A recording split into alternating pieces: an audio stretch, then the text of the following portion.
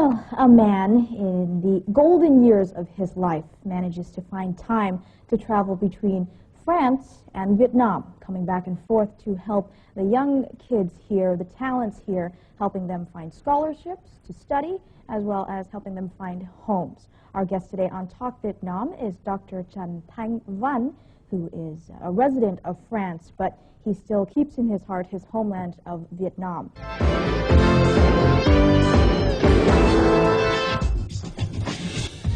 Physics professor Dr. Tran Thanh was born in 1936 in the central province of Quảng Bình.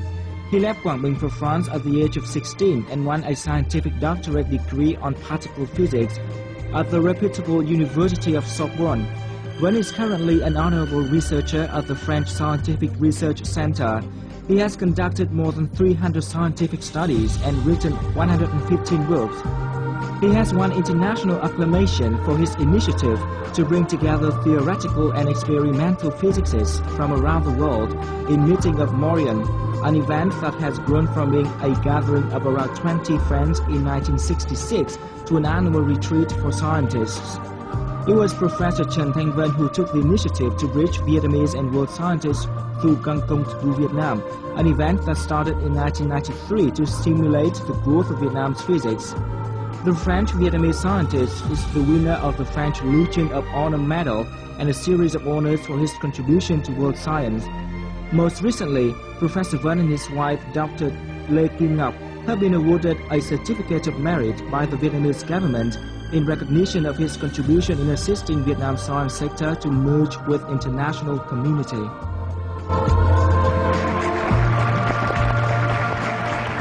Thank you for joining us, Dr. Van. Now, I want to talk about the reason why you're here, which is the International Physics Olympiad, which is going on in Vietnam.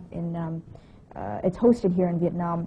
Now, in 2007, the country was also successful in organizing another Olympiad, but it was the Mathematics Olympiad, which is another science.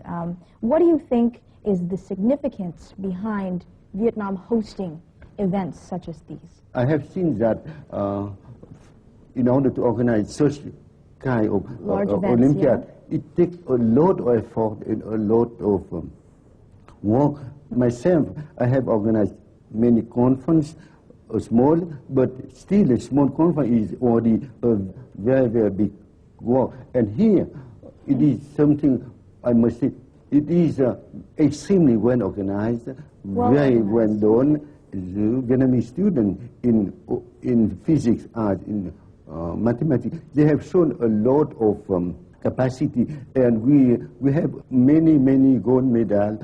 I have been following very closely one of the young people with the name Tran Thanh, who has gold medal for 2 times in physics when he was in 11th grade. After that, he came to Moscow to his university. Now he is a professor in United States. He is professor in University of Washington in Seattle, and he is very well-known physicist. And I think all of that means that Vietnam has a lot of young talent.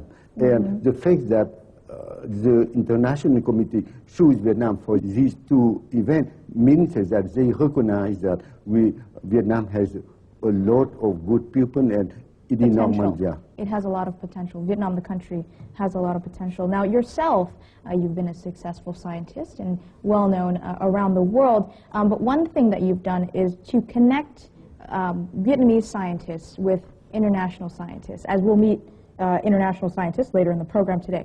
But why did you decide to be this bridge? Why did you decide to bring scientists from around the world and Vietnam together?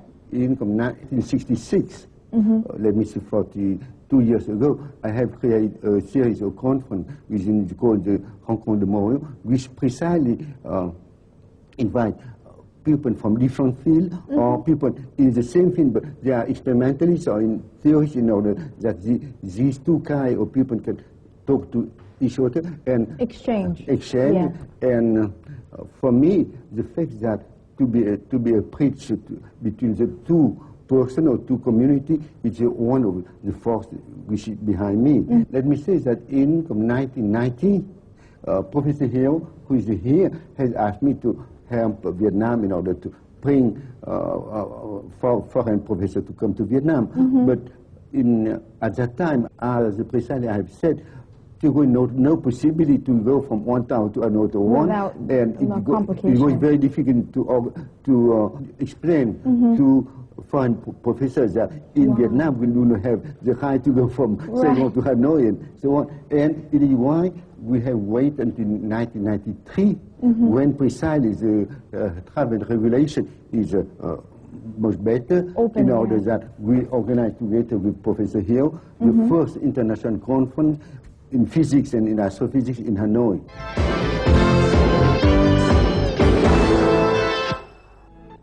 In March 2006, 400 scientists from the four corners of the world gathered in La Tuile, an area near the border between France and Italy, to discuss fundamental questions in high-energy physics and astrophysics. The meeting also marked the 40th celebration of Nguyen Van Hieu, an annual gathering initiated and presided over by Professor Tran Thanh. At this event, international scientists show their respect and gratitude to Professor Van, who created Nguyen Van Hieu as a true interdisciplinary institution where specialists in theoretical and experimental physics can meet and exchange ideas.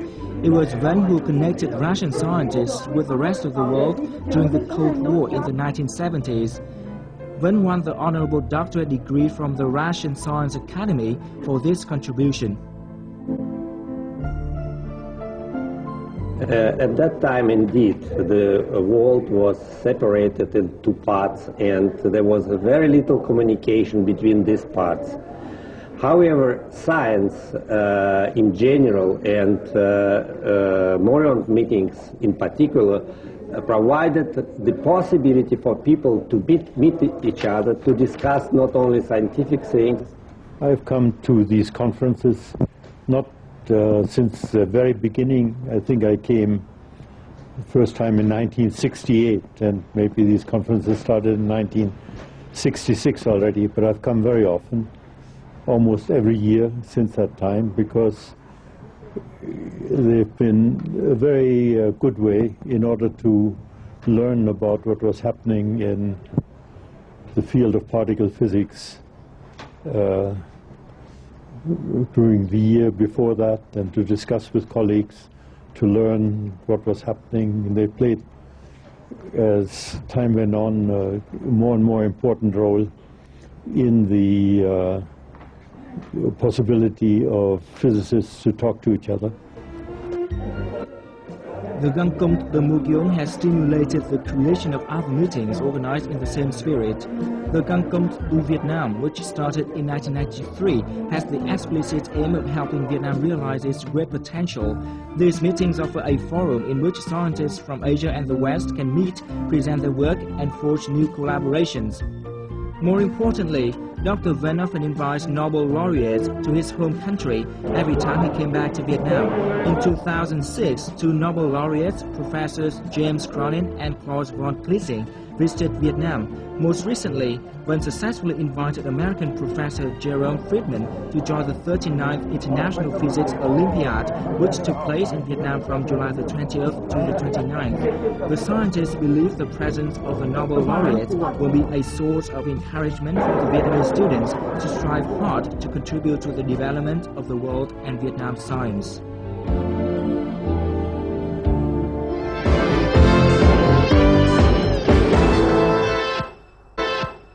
Well, most recently, Dr. Van was also successful in inviting an American professor who was also a Nobel Prize winner in 1990, Dr. Jerome Friedman, to attend the 39th International Physics Olympiad, which is held right here in Hanoi from July 21st to the 29th. We have him in the studio with us today, so please welcome Dr. Jerome Friedman. Thank you. And with us also today is Dr. Nguyen Van Hieu. He is the former president of the Academy of Science and Technology, and he's also an avid supporter of Dr. Van's initiative to boost sciences here in Vietnam. So please welcome Dr. Hieu. I want to thank the two of you for joining us on the program today. It's my pleasure. Thank you. And I want to ask you, Dr. Friedman, first. You're sitting here next to Dr. Van. How long have you known each other? Well, I've known of him for many years because of his great contributions to international science, the conferences he helped establish and he actually ran for many, many years. Mm-hmm. But I first met him in 1994 mm-hmm. when I attended the Block conference and got to know him well. And then, of course, I got to know him even better in the year 2000 when he invited me to Vietnam. And I must say it's been a great pleasure mm-hmm. Knowing Professor Van. And now you're good buddies and here in Vietnam with each That's other. Right. Now, this is your second trip to Vietnam. What kind of impressions have you had on the country? Tell us about your first time and then compared to now. Well, if I look at the comparison, I see an enormous amount of economic activity that was not here before. I noticed construction going on all over Hanoi, mm-hmm. for example. Mm-hmm. High-rises going up, which were not there when I first came. I see many more cars in the streets. Yeah. I see factories and various businesses with foreign names on them. Mm-hmm. So actually, it indicates to me that not only is Vietnam increasing its economic activity, but foreign countries are now investing in Vietnam mm-hmm. Much more so than in the past. And when I attended the opening ceremony for the 39th Olympiad, it was held in this marvelous convention center in Hanoi. And I must say, it's the most magnificent convention center I've ever seen. I was just overwhelmed. It's only 2 years old now. That's what I understand. Mm-hmm. It was built only, I guess it took only a few years to build. It right. was, but it's so beautiful and it's mm-hmm. so aesthetic that I was totally impressed. And mm-hmm. I think that's the symbol of what's happening in Vietnam. Now, prior to your first visit to Vietnam in 2000, as an American, you know, we have many Americans on the show, and sure. they do have a history with Vietnam. What was, you know, how was Vietnam in your eyes? What did it mean to you? Well, I didn't really have a history. You know, look, I'm an American citizen. I observed the war from a distance. Mm-hmm. It was a terrible war. I'm very happy that we now have peace and that we're developing friendly relations between mm-hmm. the two countries. And I personally feel it's a personal responsibility to do whatever I can do to help reinforce this friendly relationship. Mm-hmm. And so I'm very pleased to be able to come to Vietnam and talk to students and do whatever I can to enhance education and science in Vietnam. Mm-hmm. Now let's talk about science a little bit. From your perspective, how is the field of science here in Vietnam? Well, I think it's developing. I mean, I think it's, you know, for example, Professor Van spoke about this young man who was an outstanding physicist. Mm-hmm. I must say he was also at my institution, MIT, for mm-hmm. a few years, and he impressed everybody. Mm-hmm. Vietnam has also sent scientists over to the Fermilab in the United States. Fermilab is the largest laboratory in the United States. It has the highest energy machine to date, and of course it'll be superseded by the machine in CERN, but at the present time it's the highest energy machine. And a number of Vietnamese scientists are now collaborating with other international scientists in the D0 collaboration. Mm-hmm. And it's a very significant collaboration. It's produced excellent physics, and the Vietnamese, of course, have made valuable contributions. So I think Vietnam is starting to get involved in international science. And the more this happens, the stronger the science will be here. Mm-hmm. Now, let's talk about the scientists then. I mean, you have the technology, you have the science. Upcoming Vietnamese scientists, what can you say about what you have observed at the Olympiad? Well, I didn't, to be perfectly honest, I haven't really participated in any of the tests or any of these things going on at the Olympiad because I've been touring Vietnam and giving lectures in various universities. Right. But my general impression of Vietnamese students is that they're really they have excellent talent, mm-hmm. and that everything should be done to nurture them and help develop them. Vietnam has some very special characteristics, mm-hmm. Which actually give it a tremendous advantage in terms of developing science and technology. First of all, Vietnam is a society that values education. Mm-hmm. Second of all, the Vietnamese have an outstanding work ethic. And so you put these two together, And you have a marvelous combination for developing a very, very effective and productive scientific enterprise here. Lots of potential. Absolutely. Absolutely. There's no reason why, Vietnam should not continue progressing enormously. And maybe someday be in the forefront of Absolutely. sciences. Now, Dr. Hieu, I want to ask you, as a senior physicist here in Vietnam, what do you think are the types of opportunities that Vietnamese scientists have to exchange with international scientists and people like Dr. Friedman, Dr. Van? I think that many Vietnamese young scientists and also the students love the science, highly admired the great creative successes of the famous scientists. And many of them, including myself, when I was young, many of them have the dream to have the chance to meet them, to talk with them, to ask them about the way they have gone in order to their path, the path that they took, to reach the scientific achievement. And owing to the effort of Professor Thanh Van, this dream become the reality. And during 15 years, Professor Van invited more than 10 famous scientists who got Nobel Prize to come to visit Vietnam from time to time. So it's a good opportunity for Vietnamese students. Now, on the student side, what kind of feedback have they given about meeting these people that they've admired?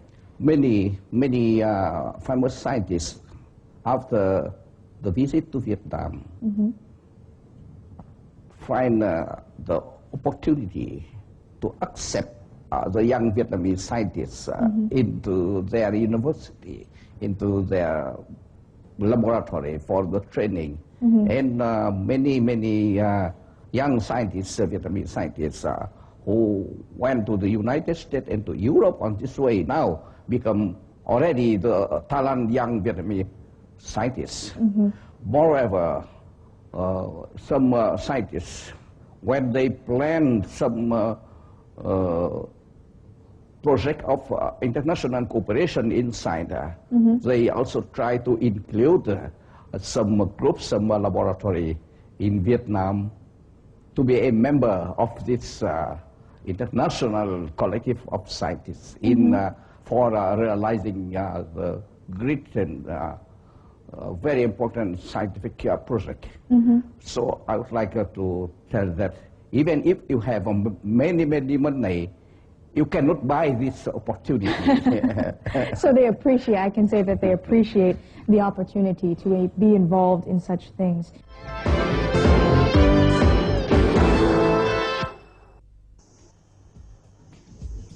During the trip to Vietnam this year to attend the 39th International Physics Olympiad, Professor Tran Thanh and Nobel laureate Jerome Friedman had an interesting exchange with students at Huế University. The brief talk, which was initially scheduled for 100 selected students to attend, had to be lengthened for Dr. Friedman to field more questions from 50 and others kept coming in. All the students wanted to take this opportunity to learn about practical life experiences in scientific research. The meeting is a long-awaited event of the Huế University, one of the 10 universities in Vietnam taking the lead in training of physics. Em thấy cái buổi giao lưu này cũng rất là quan trọng và rất là bổ ích. Bởi vì thông qua cái buổi giao lưu này thì chúng em được tìm hiểu rất nhiều về những cái lĩnh vực vật lý mà thầy đang nghiên cứu. Và qua đó chúng em cũng biết được một cái phần nào về cái cuộc đời và sự nghiệp của thầy. Mặc dù là rất là gian khó nhưng mà thầy đã cố gắng rất là nỗ lực để vươn lên. Và chúng em nghĩ là từ cái điều đó mà mình phải tạo một cái động lực thật là mạnh mẽ hơn để mà mình sẽ cố gắng đạt được nhiều thành quả cao hơn nữa. Professor Friedman also shared his world experience in training good scientists. He said most countries support certain amount of basic research because that's how they can attract the best minds. He added many who do basic research also ended up in inventing important things. The talk instilled a great interest for science for both the teachers and students. Thì đây cũng là một cơ hội để tôi cho rằng là một cơ hội để làm cho cán bộ giảng dạy và sinh viên của Huế nó có một cái hun đúc lên một cái tình yêu với cái nghề nghiệp mà mình đang theo, và hy vọng rằng là các em sinh viên qua đó sẽ học tập được những cái bài học rút ra từ cái cuộc đời của giáo sư Friedman và sẽ có những cái bước phát triển tốt hơn trong cái sự nghiệp học tập và nghiên cứu khoa học của mình. The talk presented a golden opportunity for Huế University to meet with international scientists and develop cooperation with reputable universities in the world, an important tool to improve teaching quality and catch up with the world science arena.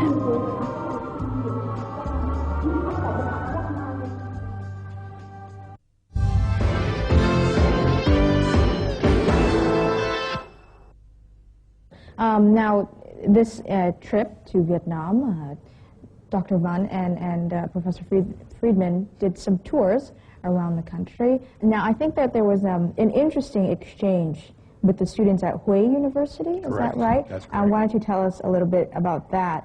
Because the younger generation, what do you think about that? I gave a lecture there, and it was a very biographical lecture because I wanted to tell the students how I was able to develop and what problems I had. And, you know, it was not always easy for me as I developed, and I wanted to let the students know that they should not be discouraged because there are always problems in your way, and the point is you have to overcome the problems if you ever want to accomplish something. So that was the message. I told them a little bit about science, and I must say I thought the questions were very incisive questions, excellent questions, indicated to me a high degree of interest, and I think the students are just longing for interaction with science and scientists. And I think the more that one can do this, the better it is for the students, because I think it's the sort of thing that can help inspire them. And I think Professor Van has done a fantastic job in arranging for people to do this. It's not easy for him to do it because there are so many complications in making schedules, and you have to fit this in and fit that in. But it really will pay off in the long run. There's no question in my mind. I mean, some students came up to me and said, you know, after hearing about my story, they were very encouraged. They would, you know, they're not. They got that bit of hope. Yeah, that's right. Because I said to them, look, if anybody saw me when I was a young person and ever said I was going to win a Nobel Prize, somebody would have said they're out of their minds. But it's possible. It's not possible. So, you know, in a certain sense, I say, if I could do it, they can do it. It's a question of application, dedication, and doing something that you truly love. And that's really the message I really wanted to get to them. Now, Dr. Van, when you met these students, do you see something similar in them to yourself?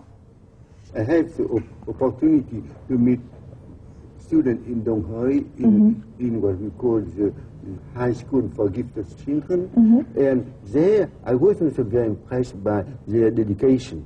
And in Dong Hoi, I was impressed by the fact that one of the students there, you know, Dong Hoi, it is a small town. It is not like Hanoi where you have very famous, very good professor. In Dong Hoi, there is not such opportunity. And in Dong Hoi, we have one student who have been selected, and after that pass an exam and be admitted in the most famous French school, the École Polytechnique.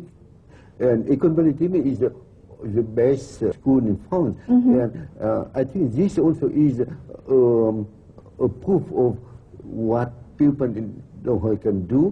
The student in a small town, but if they are dedicated to work, to science, and they can succeed. They can succeed, even without the resources like some people have. Yeah. They can succeed. Now, as a scientist yourself, an American scientist, and you have been very successful in your field, being a Nobel laureate, there are many exchanges between, you said now you're touring and to give lectures and whatnot. What kind of experiences can you share with Vietnamese colleagues, such as Dr. Hieu? What kind of experience can you share Well, the experiences I have are following. First of all, I think that Vietnam should do everything it can to establish international connections in science. And in fact, that's advice I get to every country. It's not just Vietnam, because science is international, and the scientists from each nation learn much from the scientists of other nations, and so I think that's very important. I think establishing scientific centers in Vietnam would be a very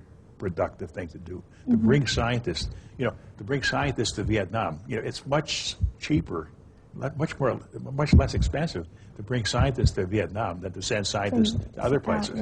So if one had international, let's say an international center here, one could actually bring some of the world's best scientists here, have Vietnamese students interact with them, have Vietnamese scientists interact with them. It would be a very effective thing. So that's one thing. I think the thing is that Vietnam should make an attempt to send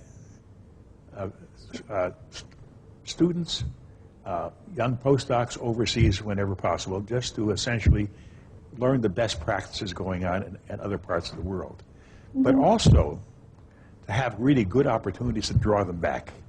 It's very important to have opportunities to draw young people back, because if you train somebody to be a really good scientist, that person wants to do good science. And if you don't give that person opportunities to do good science, that person will go where the science can be done. So I think it's very important that Vietnamese as a society provide young people with such opportunities. And the thing I'd want to say about that is, somebody says, people always say, well, Vietnam is still a poor country and can't afford it. But you see, this is not a cost, it's an investment. There's a return to it. And if Vietnam can only really continue its progress, its economic progress, with increased science and technology. And increased brain power for that, And brain power. And brain power is the most valuable resource you have in a society.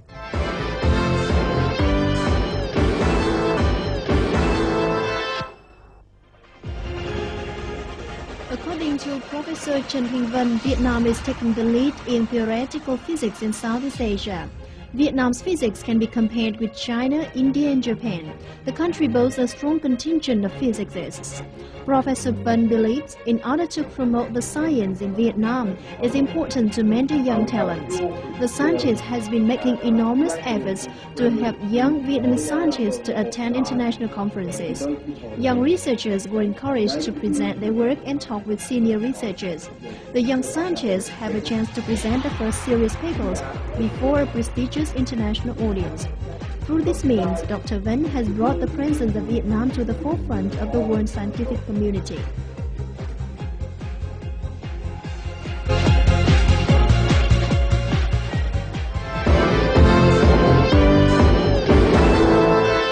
Dr. Van, you also have scholarships that you help with to bring students in Vietnam and encourage them to study, and it's called the Odon Valley Scholarship. And how did that begin? Can you tell us a little bit about that?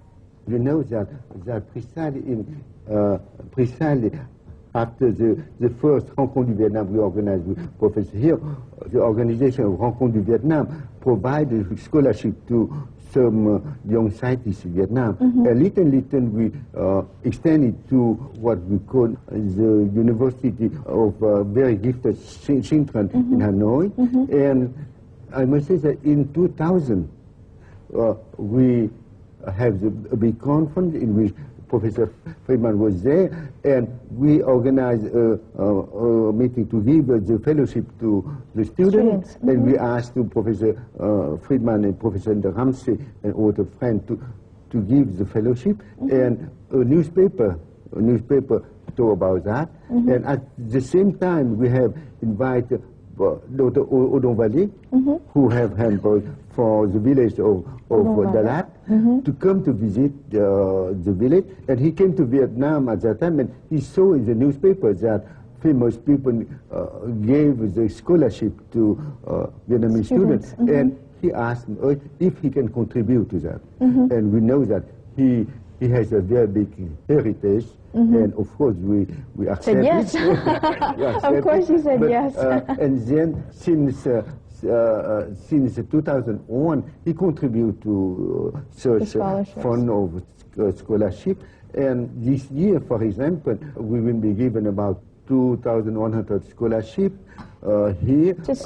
Wow. I think that for the high school as for the student, the average of each scholarship it is about $250 US. But more than 2,000 students are getting this. It is it means that for Vietnam, and also we give scholarship for Vietnamese students in France. Altogether, it is about 500,000 euros per year. Wow! And this come from a donation. Professor Odovalle gave us.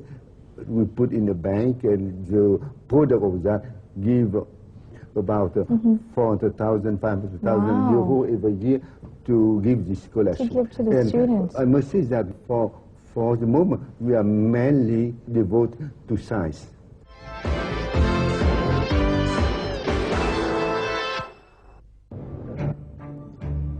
Professor Tran Thanh and his wife, Dr. Lê Kim Ngọc, are the co-founders of many scholarships, especially for Vietnamese students. Since 1997, the Găng Công to Vietnam organization chaired by Dr. Van presented the first scholarships to give to students at the National University. In 2001, the Autumn Valley Scholarship Fund was founded, continuing the mission of the scholarship program given by Găng Công to Vietnam. In the past 5 years, Professor Tran Thanh and Professor Autumn Valley have been traveling back and forth between the north and south of Vietnam to grant thousands of scholarships for Vietnamese students. The number of students to receive the scholarships has been on a year-on-year increase from 300 scholarships in 2001 to 2,100 scholarships in 2008. We have been granting scholarships for Vietnamese students for 5 years, and we will continue doing so. Every year, we come back to Vietnam to learn about the progress of the students. Education is a long process, but we will never let go of opportunities to support students. Professor Van always nurtures a strong desire to help Vietnamese students to have better access to a good education. Well-equipped laboratories and classrooms have been built thanks to his dedication. He's been tirelessly working to assist young gifted students to seek scholarships and hopes that with the knowledge they obtain in developed countries, these youngsters will come back to make a contribution to the country's development. Van and his wife have themselves assisted many Vietnamese postgraduates who have come back to teach in universities.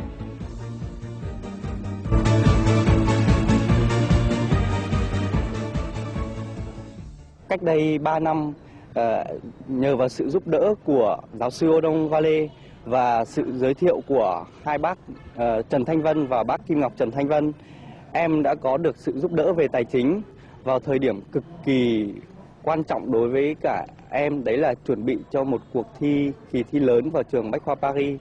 Và nhờ vào sự giúp đỡ này, em đã có những điều kiện học tập tốt nhất và thoải mái nhất để thành công trong kỳ thi lớn vào một trường đại học lớn, một trong những trường đại học lớn nhất của Pháp này. Professor Tran Thanh driving force behind this effort to nurture young talents is to promote Vietnam's image in the world. He believes that only by making Vietnam better known in the world can his home country draw more international support to spur its growth.